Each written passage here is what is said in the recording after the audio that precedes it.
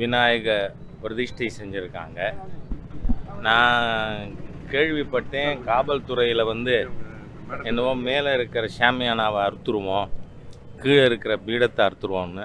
ஆமாம், சர்ச்சில் போய் சிலுவையாக இருப்பீங்களா? என்ன நடக்கிறது? இந்த தமிழ்நாட்டில் இருக்கிற 100% ஹிந்து விரோத தீய அரசாங்கம். ஏன்னா நான் ஆதாரம் இல்லாமல் பேசுகிறவன் இல்லை.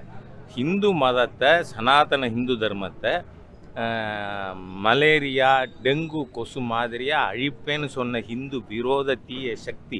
ஏன்னா உச்சநீதிமன்றம் தெளிவாக சொல்லியிருக்கு, சனாதன தர்மம்னா அது ஹிந்து மதம் தான்.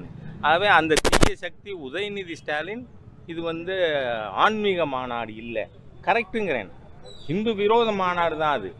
நீங்கள் முருகனை வச்சு இங்கே தமிழ்நாட்டில் ஏமாற்று அரசியல் பண்ணுறத இந்துக்கள் ஏற்றுக்க மாட்டாங்க. கூலிக்கு ஆள் கொடுத்து ஒரு ஜேசியும் இத்தனை வண்டியில் ஆள் கூட்டின்னு வரணும்னு சொல்லி நடத்தின ஒரு பொலிட்டிக்கல் ஜம்போரி பழனியில், அது ஹிந்து ஆன்மீக மாநாடே இல்லை. அதனால் நான் தமிழக முதலமைச்சர் அவர் அமெரிக்காவில் இருந்தாலும் செய்தி அனுப்புங்க. ஏன்னா அவர் 17 நாள் குடும்பத்தோட ஒரு சுற்றுலா போயிருக்கார். அதனால் ஏன்னா இவர் இதில் துபாயில் நாங்கள் இன்வெஸ்ட்மெண்ட் ஈர்க்கிறோன்னு போனார். ஒரு டம்புடி காசு வந்திருக்கா இல்லை. அதுவே அந்த அரசாங்க செலவில் ஒரு முதலமைச்சர் குடும்பம் அமெரிக்கா போகிறதுக்கு நடந்துருக்கிற விஷயம் லெட் ஹிம் ஹேவ், அதை பற்றி இல்லை. ஹிந்து மதத்தில் அதுவும் குறிப்பாக சொல்கிறேன்னா, இந்த விநாயகர் சதுர்த்தியின் பொழுது காவல்துறையில் எந்த அதிகாரியாவது அத்துமீறி நடந்துட்டா மாநில அரசு உடனடியாக அந்த அதிகாரியின் மீது நடவடிக்கை எடுக்கணும். இல்லைன்னா அனைத்து ஹிந்து இயக்கங்களும், பாரதிய ஜனதா கட்சி, இந்து முன்னணி எல்லாமே உங்களுடைய அதிக்கிரமங்களை ஏற்க மாட்டோம். ஏன்னா சனாதன ஹிந்து மதத்தின் எதிரி இந்த உதயநிதி ஸ்டாலின். அவரே சொல்லியிருக்கார். அவருக்கு இந்தியா முழுக்க பல மாநிலங்களில் வழக்கு நடந்துட்டுருக்கு. அந்த மாதிரி இருக்கிற ஒரு கிரிமினல் ஆக்டில் ஈடுபடக்கூடிய ஒருத்தர். அவர் இங்கே இருக்க மற்றவங்களாம் சீனியர் மினிஸ்டர்ஸ், அது துரைமுருகனாக இருக்கலாம் அல்லது என்னோட நண்பர் கே நேருவாக இருக்கலாம், எல்லாமே நீங்கள் உதயநிதிக்கு அடிமை தானே.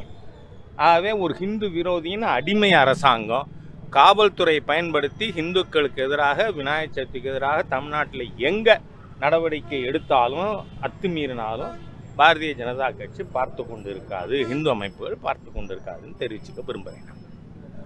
அதோட இன்னைக்கு மாலை 5 மணிக்கு மாண்புமிகு பாரத பிரதமர் தன்னுடைய பாரதிய ஜனதா கட்சியின் உறுப்பினர் காலத்தை புதுப்பிக்கிறார்.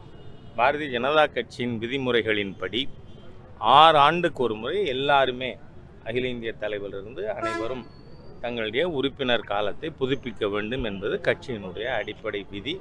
அதனால் இந்த மாலை 5 மணிக்கு மாண்புமிகு பிரதமர் அவர்கள் உறுப்பினராக தன்னுடைய காலத்தை புதுப்பித்துக் கொள்கிறார்.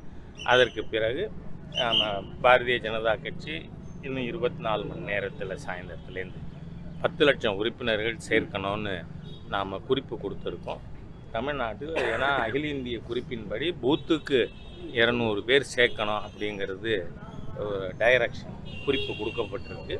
அதன்படி நாம் தமிழ்நாட்டில் 1 கோடி உறுப்பினர்கள் சேர்ப்பதற்கு திட்டமிட்டிருக்கோம்.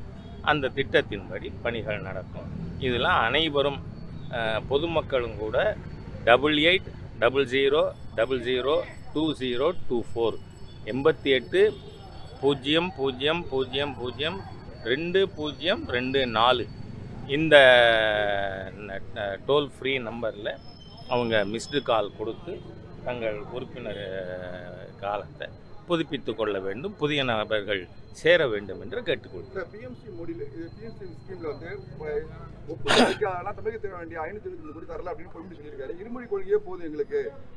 நான் சொல்றேன், அதை முடிவு பண்றதுக்கு பொன்முடியாரு. மொழி கொள்கை என்ன வேணுங்கிறத படிக்கிற மாணவனும் அவங்க அப்பா அம்மா முடிவு பண்ணணுமா, அல்லது இந்த திரவிடியன் ஸ்டாக் ஊழல் பேர் வழி, அதுவும் கிராவல் கொள்ளை அடித்ததுக்கு கேஸில் இருக்கிற பொன்முடி ஊழல் பேர் வழிகள். ஒரு பாராளுமன்ற உறுப்பினர் 900 சொச்சம் கோடி ஃபைன் கட்டணம்னு இது வந்திருக்கு. திராவிடம்னு சொன்னாலே ஊழல் கொள்ளை. இந்த கொள்ளையர்கள் பொன்முடி ஆல்ரெடி ஊழல் வழக்கில் இருக்கிற மனுஷன், மந்திரியாக இருக்கிறதுக்கு அருகதை இல்லை. அது மாத்திரம் இல்லை, நான் பொன்முடி அவர்களை கேட்டுக்கிறேன், 294 இன்ஜினியரிங் காலேஜில் 980 ஆசிரியர்கள். விசி சொல்கிறார், அண்ணா யூனிவர்சிட்டி வைஸ் சான்சலர், இவங்க எல்லாரும் ஆதார் கார்டை போலியாக்கி ஒரு நபர், ஏன்னா ஒரு காலேஜில் 11 ஆசிரியர் இருக்கலாம், ஆனால் ஒரு ஆசிரியர் 11 காலேஜ் இருக்க முடியுமா? அந்த மாதிரி டிபார்ட்மெண்ட்டை கவனிக்கிறதுக்கு வக்கற்ற, துப்பற்ற, திறமையற்ற, திராணியற்ற, பொன்முடி போன்ற ஊழல் பேர் வழிகள். நீங்கள் யார் டிசைட் பண்ண? நான் கேட்குறேன், பொன்முடிக்கு முதுகெலும்பு இருந்தா இங்கே சம்ஸ்கிருதமும் ஹிந்தியும் சொல்லி கொடுக்குற வேளச்சேரியில் இருக்கிற சன்ஷைன் ஸ்கூலை இழுத்து மூடு. உங்கள் தலைவர் கருணாநிதி கொண்டு வந்தது தானே சமச்சீர் கல்வி. ஸ்டாலின் மக பள்ளிக்கூடத்தில் சமச்சீர் கல்வி கொடுக்க மாட்டீங்களா? அப்படின்னா நீங்களே கருணாநிதி அவர்களை மதிக்கலைன்னு அர்த்தம். ஆகவே உங்களை மாதிரி வேஷதாரிகளை நான் இப்போ சொல்கிறேன், நீங்கள் இந்த மொழிக் கொள்கையில் இந்த மாதிரி பிடிவாதம் பிடிச்சா திராவிட முன்னேற்ற கழகத்தினுடைய தலைவர்கள், அது டிஆர் பாலு ஃபேமிலியில், ஆற்காடு வீராசாமி அவர் குடும்பத்தில், துரைமுருகன் குடும்பத்தில் நீங்கள் நடத்துகிற எல்லா சிபிஎஸ்சி பள்ளிக்கூட வாசல்லையும் போராட்டம் நடக்கும். அதை சமச்சீர் கல்வியாக மாற்றுங்க, இல்லைன்னா வாயை மூடின்றுங்கிறேன்னா. மாணவர்கள் எத்தனை மொழி வேணால் படிக்கட்டும். Who are you? ஒரு மொழி படிக்கப்படாதுன்னு தடுக்கிறதும் தவறு தானே, திணிப்பு தானே. அதனால் சொல்கிறேன் நான், பொன்முடி அவர்களை, you are incompetent and corrupt minister. 294 engineering காலேஜில் ஆதார் கார்டை டூப்ளிகேட் பண்ணி ஆசிரியர் சேர்ப்பீங்களா? அதை கவனிக்க வக்கில்ல, மாணவர்களோட டான்ஸ் ஆடுறார். என்ன மாதிரி நபர் இவர்? அதனால் மொழியை பற்றியெல்லாம் பேசப்படாது. Stop it. நன்றி. மாநில அரசோட கட்டுப்பாடு யார் சொன்னா வரணும்னு?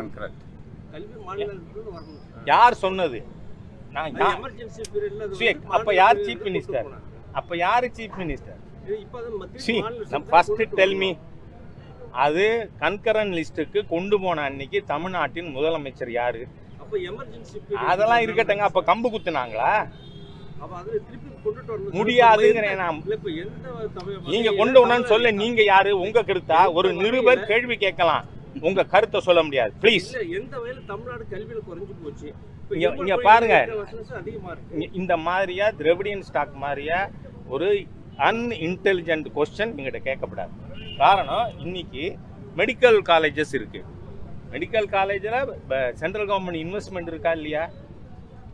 ஆகவே கல்வியில் எல்லா துறையிலையும் இன்னைக்கு ஐஐடி யார் நடத்துனாங்க? Central government. ஆகவே இந்த மாதிரியாக சென்ட்ரல் கவர்மெண்ட் நாடு முழுக்க கல்வி நிலையங்கள் அதனுடைய உதவியில் நடக்குது, அது நடத்துது. அப்படிங்கிறத அந்த மாதிரி இருக்கும்பொழுது அந்த சப்ஜெக்ட் கன்கரண்ட் லிஸ்ட்டுன்னா மாநிலமும் சட்டம் இயற்ற முடியும், சென்ட்ரல் கவர்மெண்ட்டும் சட்டம் இயற்றலாம். இன் கேஸ் ஆஃப் கான்ஃப்ளிக்ட் இந்த ரெண்டுலாம் முரண்பாடு இருக்குமானால் centre's position shall prevail. That is constitution. அன்கான்ஸ்டியூஷனாக யாரும் தயவு பண்ணி பேச வேண்டாம். நிருபர்கள் கேள்வி கேட்கணும், எல்லா ரைட்டும் உங்களுக்கு இருக்குது. அப்படித்தான் இருக்கணும்னு நீங்கள் பேசக்கூடாது.